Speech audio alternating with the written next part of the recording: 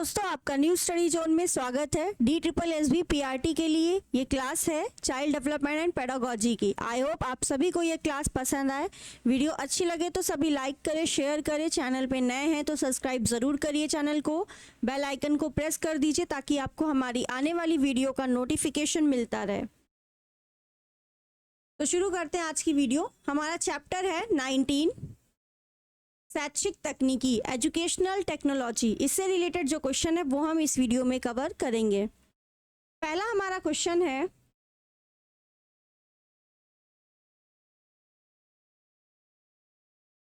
नई शब्दावली को पेश करने के लिए निम्नलिखित में से किस तकनीकी का उपयोग किया जा सकता है?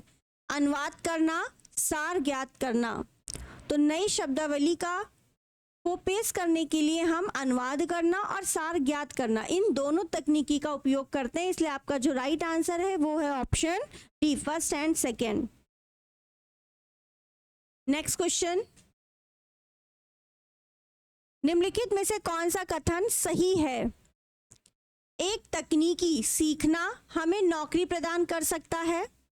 तकनीकी सीखना हमें रचनात्मकता प्रदान कर सकता है। बिल्कुल, कोई भी हम तकनीकी सीखते हैं तो वो हमें नौकरी देता। मान लीजिए किसी ने फैन बनाना सीख लिया, ठीक है, तो उससे उसको जॉब मिल गई, ठीक है, रचनात्मकता उससे मिलती है, क्रिएटिविटी दिखती है। तो यहाँ पर ये दोनों ही कथन सही है, ठीक है। ऑप्शन डी आपका राइट है, फर्स्ट एंड सेकेंड दोनों।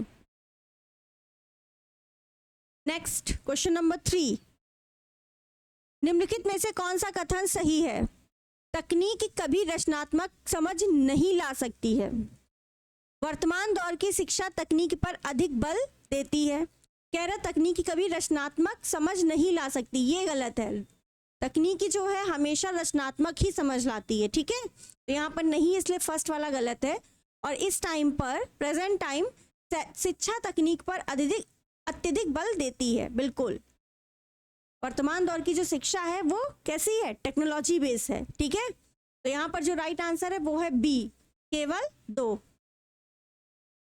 नेक्स्ट 4 नंबर क्वेश्चन, कौन सा अनुकरणीय व्यवहार तब होता है जब एक बच्चा पहले से सीखे गए व्यवहार के लिए पुरस्कृत किए जा रहे मॉडल का अवलोकन करता है? तो ये कौन सा व्यवहार होता है? उसे बोलते हैं निरोधात्मक प्रभाव। इसमें क्या होता है? जब एक बच्चा पहले से सीखे गए व्यवहारों के लिए पुरस्कृत किया जा रहा हो, उस मॉडल का अवलोकन करे तो उसे बोलते हैं निरोधात्मक प्रभाव, ठीक है। ऑप्शन बी आपका यहाँ राइट है। क्वेश्चन नंबर 5, शैक्षिक प्रतियोगिकी उपयोगी क्या है? क्योंकि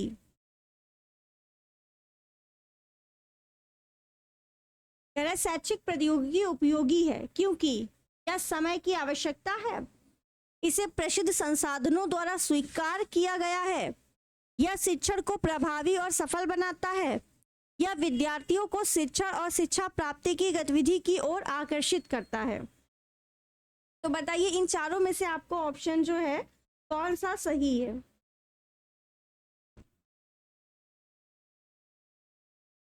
तो यहाँ पर जो आपका राइट आंसर है वो है आपका ऑप्शन सी, यह शिक्षण को प्रभावी और सफल बनाता है। ऑप्शन आपका यहाँ पर सी है। शैक्षिक टेक्नोलॉजी शैक्षिक उपकरणों व तकनीकों को शिक्षा प्रदान करने में प्रयुक्त करने की एक कला है। उचित शैक्षिक टेक्नोलॉजी शिक्षण को अधिक प्रभावी और सफल बनाती है। शैक्षिक प्रौद्योगिकी प्रभावी अधिगम के परिणामों को सुविधाजनक बनाने के लिए कई उपकरणों, विचारों और प्रक्रियाओं के उपयोग को संदर्भित करती है। यह वैज्ञानिक प्रगति और प्रौद्योगिकी की आधुनिक शिक्षण पर आधारित है। तो जो शैक्षिक प्रौद्योगिकी है ये हमारे लिए इसीलिए उपयोगी है क्योंकि ये शिक्षण को प्रभावी और सफल बनाता है। नेक्स्ट 6 नंबर क्वेश्चन, शिक्षा के क्षेत्र में अध्यापक प्रभावकारिता में वृद्धि करने के लिए अन्योन्य क्रिया विश्लेषण श्रेणी प्रणाली किसने विकसित की थी? तो ये आपके फ्लैंडर ने किया था, फ्लैंडर ने। ऑप्शन आपका ए राइट है यहाँ पर।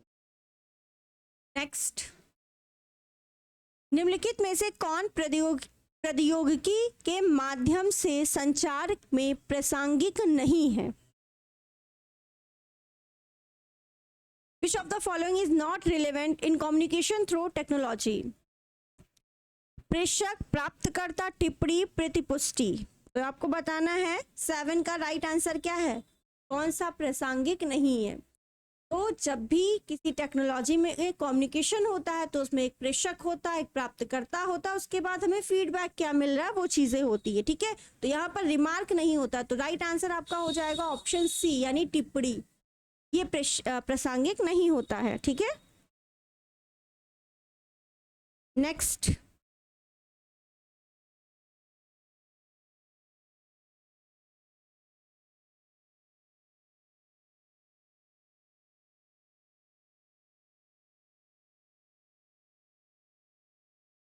प्रौद्योगिकी आने वाले दशकों में शिक्षक की जगह ले सकती है और हम कक्षा में कोई शिक्षक नहीं देखेंगे।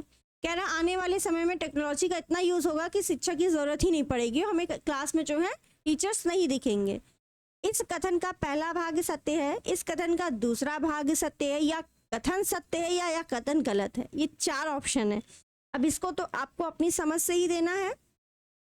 तो देखिए, टेक्नोलॉजी चाहे जितनी आगे बढ़ जाए लेकिन एक टीचर की जगह नहीं ले सकता है, ठीक है। तो आपको ये कथन गलत करना पड़ेगा, ठीक है। यह कथन क्या है, गलत है।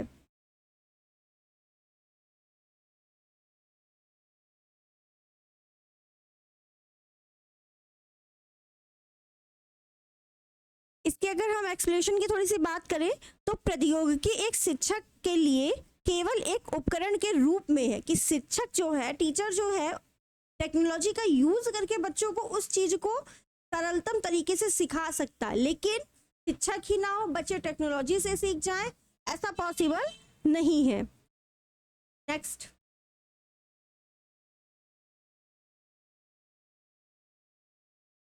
क्वेश्चन हमारा 2 बार हो चुका है। 9 नंबर हमारा क्वेश्चन नहीं आया इसमें। 10 नंबर क्वेश्चन है, हम इंटरनेट पर कैसे कनेक्ट और काम करते हैं? टैन का उपयोग करके, लैन का उपयोग करके, वैन का उपयोग करके, या मैन का उपयोग करके। तो इंटरनेट पर जब हम काम करते हैं, कैसे कनेक्ट और काम करते हैं, तो वैन का उपयोग करके। वैन का फुल फॉर्म अगर आपसे बात करें तो वाइड एरिया नेटवर्क।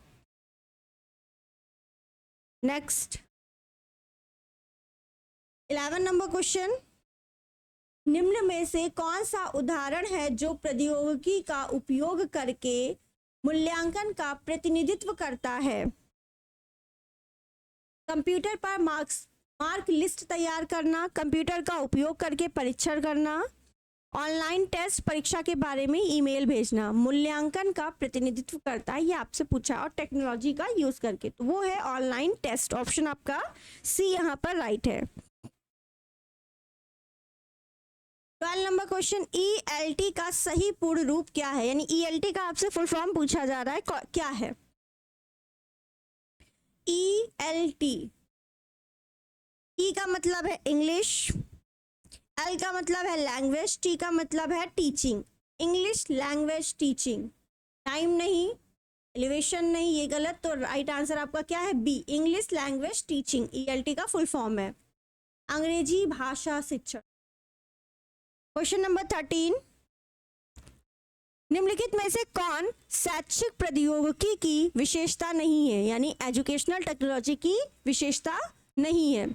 यह वैज्ञानिक ज्ञान के अनुप्रयोग पर आधारित है, बिल्कुल सही है। यह शिक्षण प्रक्रिया के उद्देश्यपूर्ण बनाने में मदद करती है।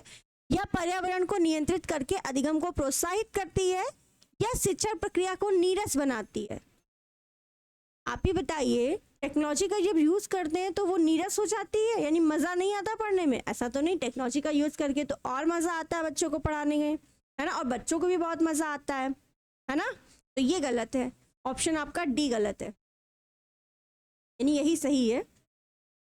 14 नंबर क्वेश्चन, प्रौद्योगिकी शिक्षण में सुधार करने में शिक्षक की मदद कैसे कर सकती है?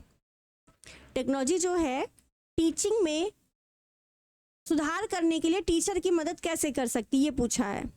माता पिता के साथ संवाद करके, पाठ में TLM का उपयोग करके, छात्रों के रिकॉर्ड को बनाए रखना, AV रिकॉर्डिंग और पाठन में प्रतिबंधित करना। बताना है आपको इसमें से कौन सा राइट आंसर है। तो यहाँ पर आपका है राइट आंसर ऑप्शन डी। एवी यानी कि ऑडियो विजुअल रिकॉर्डिंग शिक्षा, ठीक है, इसकी बात कर रहा है, पाठन में प्रतिबिंबित करना। तो सुधार लाने के लिए हमें दृश्य श्रव्य रिकॉर्डिंग शिक्षण को बेहतर बनाने में शिक्षक की सहायता करती है। यह शिक्षण उपकरण है जो LCD projector, TV, computer, video आदि श्रवण और दृश्य प्रणालियों की सहायता से शिक्षण का अधिकतम लाभ प्राप्त कराता है।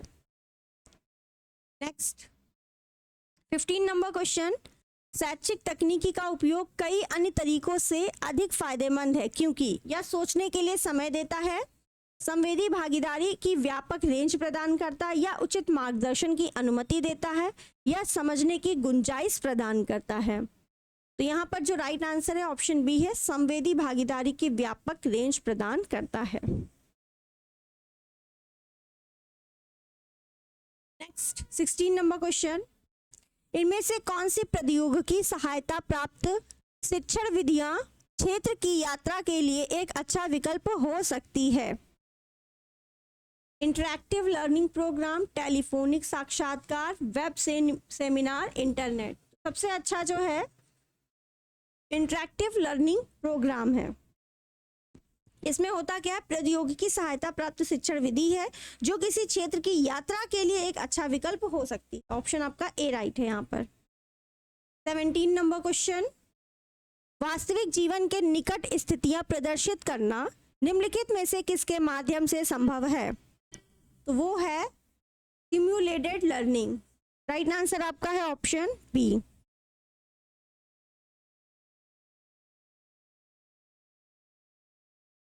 क्वेश्चन नंबर 18, प्रौद्योगिकी के माध्यम से संचार में निम्नलिखित में से कौन सा महत्वपूर्ण पहलू है? महत्वपूर्ण आपसे पहलू पूछा गया, कौन सा है? Receiver, sender, feedback, message. वो होता है फीडबैक।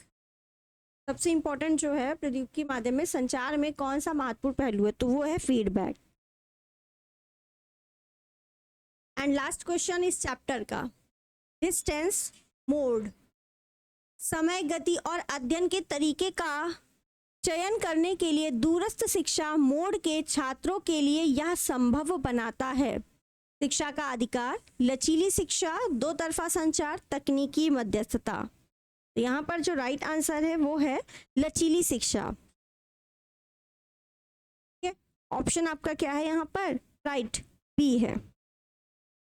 दूरस्थ शिक्षा प्रणाली लचीली होती है एवं छात्र को केंद्र मानकर इसकी संरचना की गई है। निरौपचारिक शिक्षा लचीली शिक्षा का एक उदाहरण है। इस प्रकार की शिक्षा का लाभ किसी भी आयु के लोग उठा सकते हैं। तो ये कैसी शिक्षा है आपकी? दूरस्थ शिक्षा, वो लचीली शिक्षा है। ठीक है, ऑप्शन आपका बी राइट है। आई होप आप सभी को ये वीडियो पसंद आई हो। वीडियो अच्छी लगी है तो सभी लाइक करें, शेयर करें। चैनल पे नए हैं तो सब्सक्राइब जरूर करिए, बेल आइकन को प्रेस करिए ताकि आपको हमारी आने वाली वीडियो का नोटिफिकेशन मिलता रहे। धन्यवाद।